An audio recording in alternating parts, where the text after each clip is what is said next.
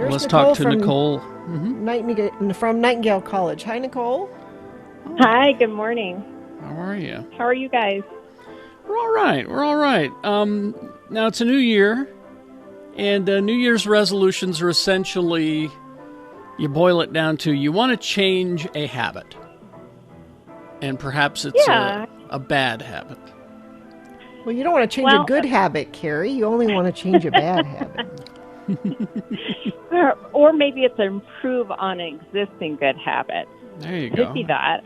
Okay. I love January because it's a nice time to pause and reflect on the past and think about how you want to drive forward in the future. Mm-hmm. And when you're thinking about habit change, a lot of us have heard the 21 day change, which is really it hasn't been proven with research that 21 days. It's the start of making those neuro grooves deeper and getting it into our lives. But a lot of things can throw it off. Many people think that that they lack motivation or they lack willpower. But what research shows is that it's not motivation or willpower that drive the change. It's really having triggers and reminders to make yourself do the change. You mean I'm not just lazy? Because I feel like I might just be lazy.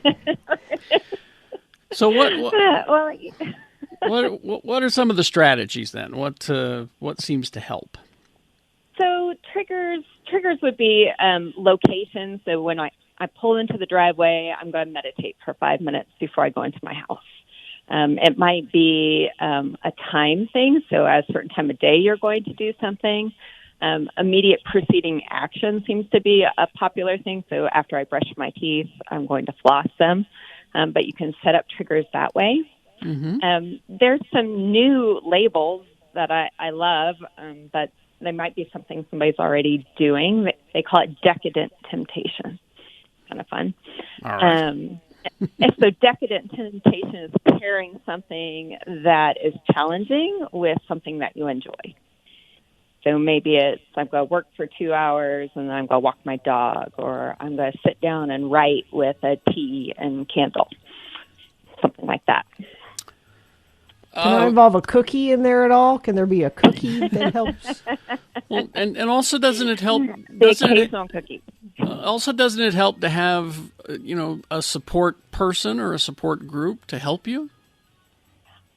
I think definitely people who like to work as a team, support group or a team, right? Having a friend who's going to hold you accountable to get up and exercise, or maybe it's a family member, right? We're going to eat better together.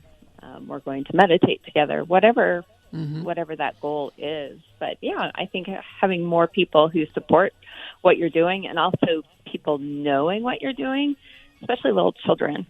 Little children are great at holding adults accountable. Nuh-uh, Mom, nuh-uh. That's why I hide the cookies from my kid. No, actually, my daughter and I have been helping keep each other incentivized to. We got a bike to take turns on, and we always work out at the same time. So like I'm lifting weights while she's on the bike, and then we switch and we keep each other accountable because we're doing it at the same time. Sue does the same thing with with a daily Spanish lesson or working out. She will be in competition financially with her brother-in-law. Or with my brother-in-law. Bet going. She'll have bets going with Drew. It says, if you don't work out today, you owe me $5. I like that. Yeah, and that adds up, and then that way you have also an incentive. Mm-hmm. I heard of giving money to, your partner gets to choose a charity of their choosing. Right? Maybe it's something you like or don't like to drive the behavior as well. So triggers are the first, and then ability is the next, right? So making it a time frame that works is really important. Setting your goals realistically, and also allowing for time that it's going to be messed up and not punishing yourself for that. All right. right? That it's not always going to be on track. Well, all right, Nicole, thank you very much. How can we get a hold of you and yours? So you can get this information at nightingale.edu. Our next conversation, we're requesting that COVID questions come in so we can talk about some of those COVID questions. Okay. And I think they're supposed to email the radio station with those. They will. Yeah, just radio right. from hell at x96.com. You can put COVID questions in the subject line for that. And in the meantime, you can go to nightingale.edu. Thanks, Nicole. Thank you, Nicole. All right. Thank you. Have a great day. All right. Bye-bye. Talk to you later.